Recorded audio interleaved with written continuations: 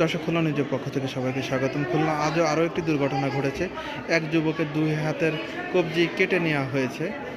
যতটুকু জানা গিয়েছে, যুবকটির বাসা হচ্ছে গল্লামারিতে। তাকে ডেকে নিয়ে খুলনা দারোগার ভিটা নামক এলাকাতে বিলের ভিতর নিয়ে পাড়ায় ধরে তাকে দু হাতের কবজি কাটা হয়েছে এবং তাকে তার ভাগ্নে বাসা থেকে ডেকে নিয়ে যায় এবং ডেকে নিয়ে বিলের ভিতর নেওয়া হলে 4-5 জন মিলে তাকে আক্রমণ করা হয় এবং পাড়ায় ধরে তার হাতের কবজি কাটা হয় এবং সে বর্তমানে খুলনা মেডিকেল কলেজ হসপিটালে ভর্তি রয়েছে। তার দুই হাতেই ব্যান্ডেজ করা। আমরা দেখানোর চেষ্টা করব সেই ঘটনা।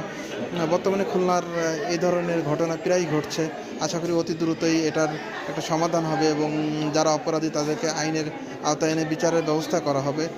আর কামনা করব এই ভাই দ্রুতই সুস্থ হোক, সেই কামনা করি। খুলনার শান্তি শৃঙ্খলা আবারও ফেরত আসুক, আমরা সেই কামনা করি। সর্বদাই শান্তির শহর আবার শান্তিতে পরিণত হোক।